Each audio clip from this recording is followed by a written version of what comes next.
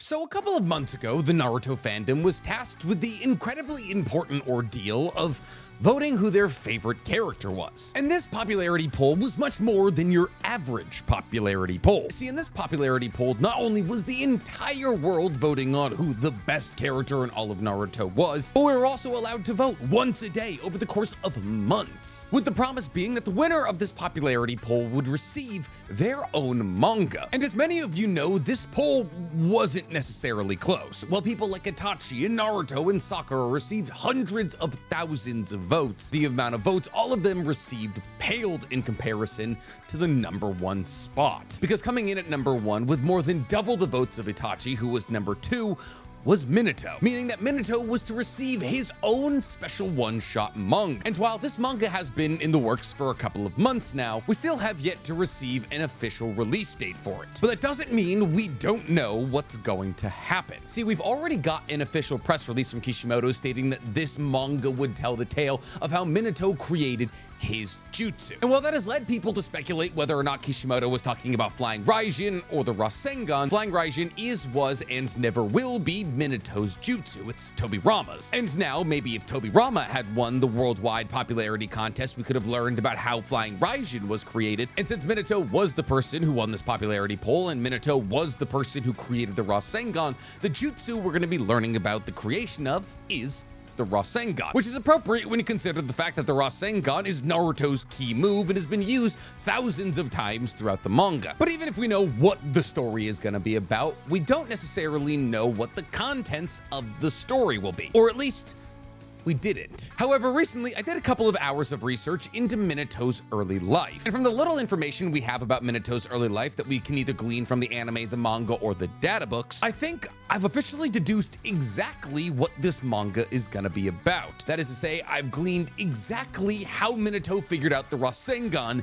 in the first place. And there's some crucial information that I found out in this research that I've never covered on this page before. This might quite honestly be the most research I've ever put into a theory before. And I feel confident when I say that the strings I've been able to attach to each other based on the little information we have about Minato's backstory already look very good. I'd even go so far as to say possible spoiler warning ahead for Minato's one-shot manga. Because today we're talking Minato's manga leaked. Before we get to leaking anything, guys, please, for me, like this video, subscribe to the page, and hit that noti bell. And if you like me doing deep dives into anime that you love, then you're gonna love my other YouTube channel, The Weeb Commander, where instead of talking about Naruto and Boruto, I talk about all other anime. And if you like the idea of me covering anime news, then you're gonna love my anime podcast called The Taku's Anonymous, where me and Danny Mata break down everything that happened in anime this week. It's available on YouTube, Spotify, and Apple Podcasts. So before we get into all that, guys, today we're gonna talk about our favorite reoccurring sponsor to the page, Factor. Factor is not only trying to give you back time this summer, but also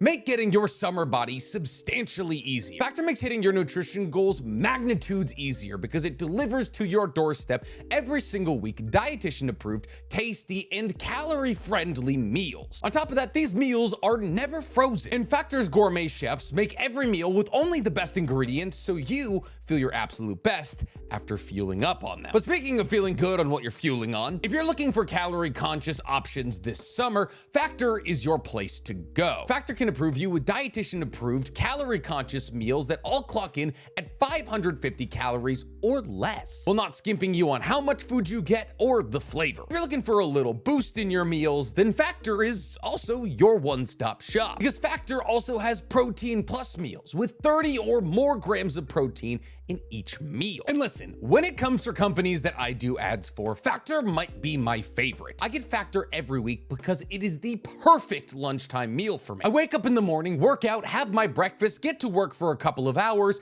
and I get to work with my mind clear knowing that lunch is not only gonna be delicious, but also incredibly nutritious and easy to make. Having Factor delivered every week cuts down on how much time I spend in the grocery market, gives me more time to film videos for you or go play with my dogs. And if I'm gonna be away for the week, or if I have lunch plans 3 or 4 days out of the week, I can skip weeks with Factor, so I don't have to worry about meals piling up in my refrigerator. But I know, we're talking about microwavable meals here. How tasty could they be?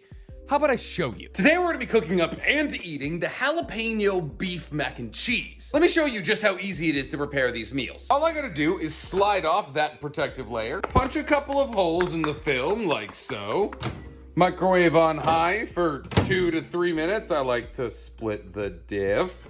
And it'll be done soon. And it's done, so let's try it. That is good.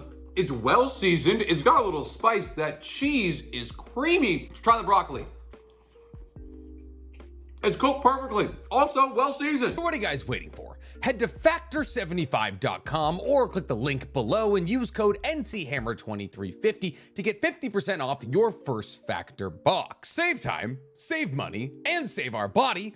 Sounds like a win to me. So, there's a saying in English called making a mountain out of a molehill, used when somebody seems to be making a big problem out of what should be a small problem. However, I believe there's a lot more applications to this saying than just calling somebody dramatic. See, because today I'm gonna be making a mountain out of a molehill. That is to say that today I'm attempting to create an incredibly well-rounded and well-researched theory based off of very little information we currently have. And in order to accomplish that, I have to take the very little amount of information we currently have and attach it to current existing information that's already been put out in order to possibly reveal the plot of Minato's manga before it's even released. So what is our molehill? Let's go over what we currently know concretely. Like we've already stated, at the end of Naruto Top 99, Kishimoto released a press statement saying, "Thank you all for voting so much. I didn't know Minato was so popular." He goes on to tell us that he's already been working on the manga for a little bit and that it's gone longer than he actually anticipated it to go. And since this is a special one-shot and therefore will be released in 1 week, as opposed to being segmented into multiple chapters released over separate weeks, Minato's manga running long could amount to a relatively long story. He then, at the end of this press statement, goes on to state that the story will be about Minato creating his jutsu, which is the Rasengan, undoubtedly. So we know we'll have a 100 to 150 page story about Minato creating the Rasengan. That's our starting point. That's our molehill. But we can expound from there because we know some things about how Minato created the Rasengan. Most importantly, we know that Minato stated that he based the shape of the Rasengan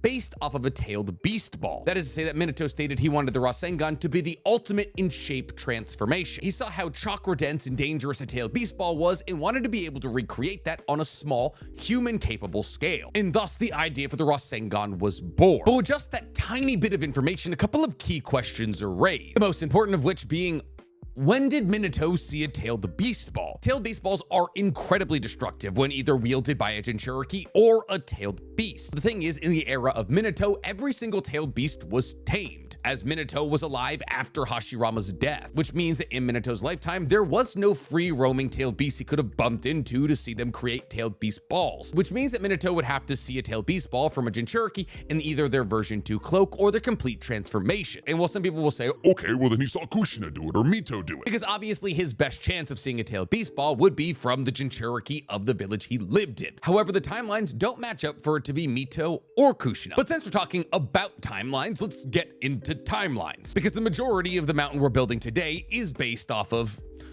timelines. See, Minato died incredibly young, only 2 to 3 years into his reign as Hokage, meaning only 2 to 3 years after the conclusion of the Third Great Shinobi World War. We know that concretely. We also know that it took Minato 3 years to develop the Rasengan, which are a couple of key points that allow us to understand when Minato began his journey to creating the Rasengan. So now that we've talked a little bit about timelines, let's talk about that possibility that Minato saw a tailed beast ball from either Kushina or Mito, and why it's a relatively unlikely scenario. See, we know that Mito Uzumaki lives until Minato is around 10 to 11 years old. We know this because Kushina is brought to Konoha from the Land of Whirlpools, also known as the Uzumaki village before it was destroyed, while Mito Uzumaki is still alive. And since Kushina and Minato are the same age, we can actually deduce how old Minato was when Kushina came to the village. See, the reason we're able to deduce how old Minato was when Kushina came to the village is because we know how old Minato was when he graduated from the Shinobi Academy. 10. And we know, based off the little backstory that Kushina told Naruto about how Minato and Kushina met each other, that they met in the Shinobi Academy, which means that Kushina was brought to the village before Minato turned 10. However, Kushina wasn't immediately turned into the Jinchuriki. Kushina was brought to the village, acclimated to her surroundings, got to know Mito and Kurama and what it meant to be Kurama's Jinchuriki, and then Kurama was transferred. And once again, this is something that we know concretely, because like I said, Kushina and Minato met in the Shinobi Academy, but a couple of years later, Kushina was kidnapped trapped by the Hidden Cloud Village, hoping to get their hands on Kurama. And well, obviously, it's not like explicitly stated that in this moment she's the Jinchuriki of Kurama. They really have no reason to kidnap her outside of her being the Jinchuriki of Kurama if they're trying to get their hands on Kurama. On top of this, we also see a conversation between Mito and Kushina talking about what it means to be the Jinchuriki of Kurama and how you have to invite love into your life to counteract the hatred of Kurama. And in this conversation, she is clearly older than she was when we got the flashback about her and Minato in the Shinobi Academy. Now, the reason we're talking about all of this is because it shows us that Kurama was transferred between Mito and Kushina when Minato was around 10 or 11 years old. As we know, Minato was at least a genin when he saved Kushina from the Hidden Cloud because he had a forehead protector. Now, if you look at the timeline with consideration that Minato took 3 years to create the Rasengan, this is around when Minato should have seen a tailed beast ball. So there is a possible argument here that he could have seen it from Mito or Kushina. However, we've never seen either of them manifest any Kurama-related abilities ever. And while obviously both Mito and Kushina as Uzumakis had an incredible grasp on Kurama, considering the fact they could wield adamantite chains, the strongest Fuinjutsu in the universe, we never saw either of them ever lean on the abilities of Kurama. And quite honestly, in Minato's lifetime, it wouldn't make sense for Mito to use these abilities even if she could. Mito was bedridden by the time that Minato was a genin. The reason she transferred Kurama out of her and into Kushina is because she was too weak to hold him anymore. And she understood that she was soon going to die, and she knew if she died while the Jinchuriki of Kurama, he would re-manifest somewhere nearby and cause havoc. So there's really no reason for Mito to be stomping around firing off tailed beast balls. But okay, what about Kushina? Well, it is a possibility. It's one that would have to be an accident. See, Kushina, just like with Mito, never manifested any abilities as they pertain to Kurama. And quite honestly, this kind of makes sense. We're not entirely sure what kind of seal was used on Kushina to seal away Kurama, though considering the fact that Minato learned the 8 trigram seal from Kushina, it's probably the 8 trigram seal. But the thing about the 8 trigram seal is that it does allow for Kurama's chakra to leak out of it, meaning there is a possible chance that at one point Kushina could have manifested a Kurama cloak of some kind. However, the circumstance is fairly unlikely because the reason that the Uzumakis were considered the perfect Jinchuriki wasn't only just their insane life force and chakra pool, but also their ability to use adamantite chains, which Mito and Kushina most likely probably used on Kurama while they were inside of them to suppress his powers and his hate. As adamantite chains not only suppress the abilities of anybody they're binding, but also suppress their hatred, pacifying who's ever caught in their grasp. Meaning, even though there is a possibility that Kushina could tap into Kurama's chakra because of the 8 trigram seal, the usage of the 8 trigram seal and the adamantite chain simultaneously makes any real slip-ups as it pertains to Kurama's chakra leaking out and taking over Kushina highly unlikely. Not to mention, at this current time, there was no wood-style users in all of Konoha, so if hypothetically Kushina were to manifest 3 or 4 or 5 tails, there weren't a whole lot of ways to get her to stop doing that, outside of, you know, other Uzumakis holding her down using adamantite chains. But this is also roughly around the time that all other Uzumakis were wiped out. Now, would it make kind of an interesting story that Kushina loses control over Kurama and starts firing off tailed beast balls at Minato, and Minato is the only person who can possibly defeat her, but he's stuck with this quandary of not wanting to actually hurt her because he has a crush on her and so on and so forth? Yes, that would be a compelling storyline. But at the same time, I can't help but think if there was a good time for Kushina to manifest a couple of tails and freak out, it probably would have been when a couple of ninjas from the Hidden Cloud tried to steal her. And also, if Kushina had accidentally manifested a version 2 cloak and started firing off tailed beast balls, we probably would have heard about that from either Kushina or Mito, or really just anyone, because even though Kurama hadn't been let loose on the night of Naruto's birthday yet, and therefore there wasn't as much animosity towards Kurama in the Hidden Leaf yet, feels though we still would have got a passing story about the time that one of the most powerful women on Earth lost control of the most powerful entity on Earth and almost destroyed the village. But I will posit that that is a definite possibility, though not as great a possibility as what I actually believe is going to happen. See, the fact that Minato graduated the Shinobi Academy at the age of 10 is important for a couple of reasons. The most important of which is the fact that Minato, by graduating the Shinobi Academy at the age of 10, tentatively places his graduation 2 years before the beginning of the Second Great Shinobi World War, meaning that Minato was at least a genin when the Second Great Shinobi World War started. And Minato, as the person with the highest score ever leaving the Shinobi Academy, probably became a chunin pretty quickly, definitely in under 2 years, which would mean by the age of 12, Minato was probably a chunin. Now, Minato being a chunin is important because the chunin exam was created by Tobirama in order to make sure that genin were ready for war before they were actually sent out to war. And while technically that hasn't stopped Konoha from sending genin to war, look at Tsunade's brother, or Naruto, I guess, it is usually a pretty important distinction that you're at least a chunin before you go to the battlefield. And in fact, there's actually pretty compelling evidence that points towards the fact that Minato was not only in the Second Great Shinobi World War, but a very active participant in it. See, we learned from the Fourth Great Shinobi World War when Sakura, Naruto, and Sasuke summoned their respective summoning animals. Minato states that he never believed he'd be able to see the three-way deadlock summoning again, meaning that Minato has seen the three-way deadlock summoning, with obviously the first time he saw it being from the three legendary Sani. Now, obviously the second time he saw it was a different orientation, with the only similarity being Lady Katsuyo, but Naruto summons Gamakichi and Sasuke summons Aoda, and Gamabunta is, I don't know, not available in Manga is dead. But when and where would Minato have seen the three-way deadlock summoning? Especially when you consider the fact that Jiraiya is relatively absent for the Third Great Shinobi World War, Tsunade retires after the Second Great Shinobi World War,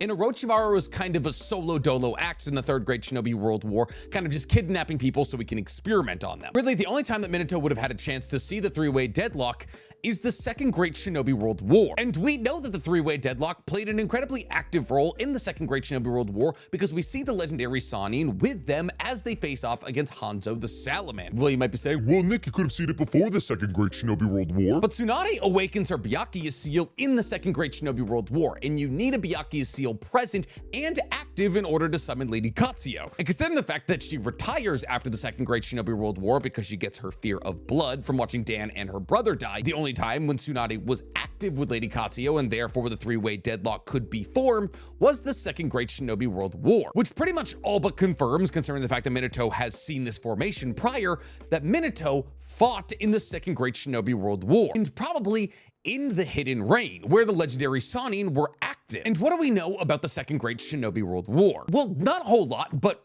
enough. See, the data book entry for the Second Great Shinobi World War states that the Second Great Shinobi World War and the Third Great Shinobi World War really had no gap between them. Specifically, it says that the wars rolled into each other. That is to say that there was only a couple of months between these two great world wars. Now, that's really important timeline-wise, because we know after the Second Great Shinobi World War, Jiraiya stayed in the Hidden Rain village for 3 years, training the Ame orphans. But we know that prior to training with the Ame orphans, Jiraiya had a team of Genin assigned to him, Team Jiraiya, where Minato was, which actually bolsters the point that Minato might not only have just been in the Second Great Shinobi World War, but fighting in the Hidden Rain, because Minato, as a chunin, was probably assigned to stay with his sensei, Jiraiya. However, Minato returns the Hidden Leaf, and Jiraiya doesn't. Instead, like I've already stated, spending 3 years in the Hidden Rain training the Ame orphans to atone for his sins. But 3 years is an oddly coincidental amount of time, because like we've already stated multiple times in this video, it took Minato 3 years to create the Rasengan. So what seems more likely to you? That in some mishap, Minato accidentally stumbled upon Kushina when she was having a really bad day and manifested a tailed beast ball, which was somehow redirected or lost or shot in the wrong direction, and then Kushina was somehow suppressed with other Uzumaki chains, which shouldn't exist because all of the other Uzumakis were dead and there was nobody to use wood release, or that in an all-out Shinobi Great World War